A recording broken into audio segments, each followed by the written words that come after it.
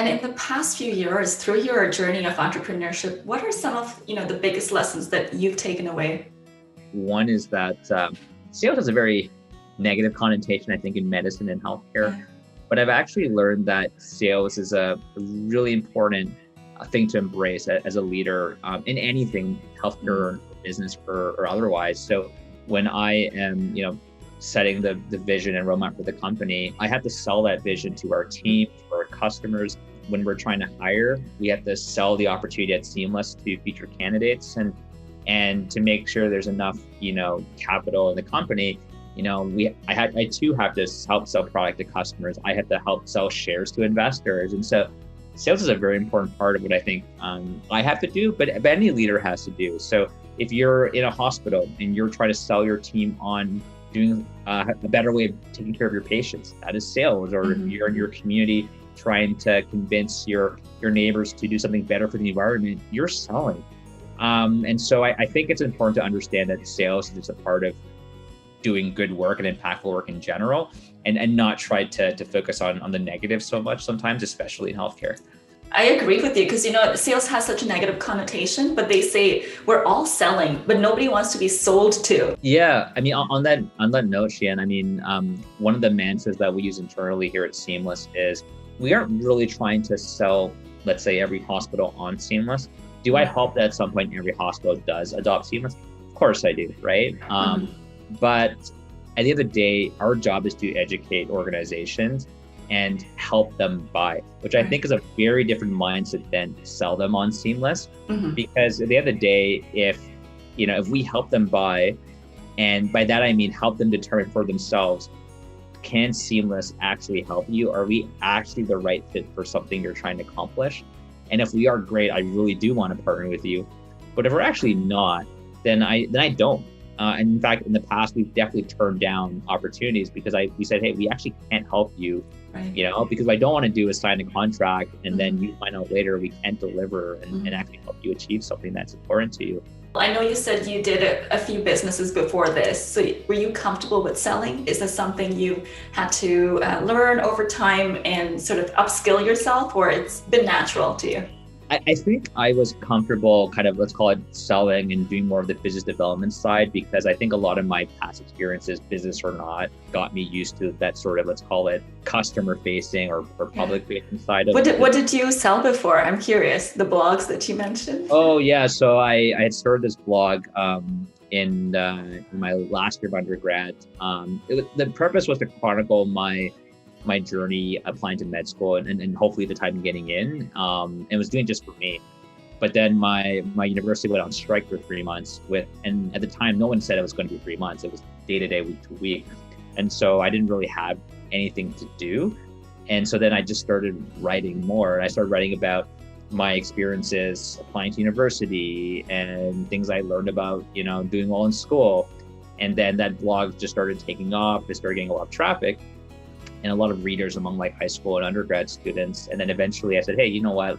When I got into med school, I said, hey, why don't I, and people were asking me for like advice and basic consulting help on like, can you edit, like review my essays and give me, strategy advice, and applying to university and med school. And so I turned that into like a small consulting business on the side.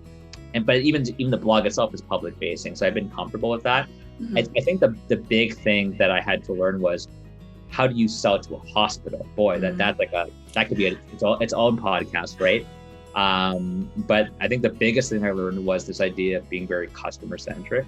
And so customer centricity is now one of the 3 core operating principles of our business. And the way I think about customer centricity is, even though some things that we do might not seem like it's best for the business and it only helps the customer, if we focus on the customer, in our case, the customers, hospitals, health systems, providers, if we do a great job with them, good things will happen long-term for us, even if it's not obvious. And the other reason that's important for us is the fact that it's a very small community. And you know this, right? I mean, healthcare is a big industry, but there's 6,000 hospitals in North America. Everyone talks. So if you treat everyone really well, people will talk and say good things. You treat one organization poorly, they also talk. And how did you sell to the hospital? I know you have quite a few hospitals now already on board with you. So how did you go about doing that? Finding the right decision makers to say yes. Well, I mean, again, we didn't know what we were doing. We know what we're doing now, or we have a lot better idea what we're doing now. I think the biggest thing that we learned is that selling to a large organization, such as a hospital or health system, it's definitely a multi-stakeholder process, and I'm sure you can appreciate that. But I think there were a key set of people that we realized were important. And then the most important, I think, that we found is having a clinical champion in the organization. Even if a hospital CEO wants SeamlessMD, he or she can't force their clinicians and staff to use it. Or sure, they could try, they could buy the product and then try to force it, but then people will revolt, right? Mm-hmm. So at the end of the day, you need clinical champions to be on board, even more so than administrative executive champions. And so what we try to do always is there a clinical champion or a main department who puts their hand up and says, hey, I want to be the first to do this. I believe in this. I'm willing to implement this and work on it. And if that is there, then there's enough momentum where it's in many ways easy for an executive to say, okay, you're telling me you're committed to this as a clinical team, a clinical champion, so I'm willing to support this financially or otherwise. But because if that wasn't there, then it's set up for failure. Mm-hmm. So I think we've realized you have to find the right champions. And if you have that internally, you can map out the rest of the stakeholder map and get the rest of the buy-in, but you have to start with the champions. And then, when you were building the team, how did you pick or how did you select your employees? Are there things you've learned over time in terms of hiring, really strong, good employees? Yeah, one of the phrases I really believe in is this quote of the team you build is the company you build. It sounds easy, but I think hiring is one of the most important, but the hardest things to do, right? And the challenge is that someone who could be amazing at one organization might actually be a very bad fit at another organization, even if the role sounds the same on paper. And so I would say that I'm intentionally probably a lot more selective than a lot of other people when it comes to hiring. And I've definitely developed some of my own philosophies that around identifying the right talent for us that probably a lot of other folks would disagree with. I actually care a lot less about resume in the sense that I use resume as kind of like generally speaking, or they have the general kind of related skills that we're looking for. But I actually really value what we call hiring assignments. And it could be a presentation, or it could be, another piece of work that's relevant to the type of work they would do here. And the reason I like that in the hiring process is it tells me, like, number one, like how much do they care about the opportunity? Because what we find is that someone who is really excited about Seamless just puts a lot more effort into it. And people who just view us as one other opportunity among a list of 10 put a lot less effort into it. The second thing is that it tells us a lot about the quality of their work. In an interview, it's very easy to say, oh, I'm great at this, I'm great at that. But I would say, well, show me. And so we can tell a lot, like, are they detail oriented? Can they understand the prompt? Do they go above and beyond? Hiring assignments I've found to be very telling of future performance, and also passion and interest in the company. And I would say the second thing that I look for is, what questions is a candidate asking in the hiring process? And it tells me a lot about their intellectual curiosity. And by the way, this is why, like, whenever I interview someone, I always say, hey, like, you ask me your questions first, actually. I mean, honestly, I don't think people realize that I'm actually very carefully listening, because I'm wondering, are they asking me, insightful things that they're genuinely curious about regarding our business? Or are they asking me stuff that they could have found on the website, right? So if someone asks me, where's your office located? It doesn't really signal that they're that interested in the company. But if someone asks me, well, Josh, like, I read this about the company, I'm concerned about this, or, who are your main competitors? Or, why did you choose to start the company in this geography versus the other geography?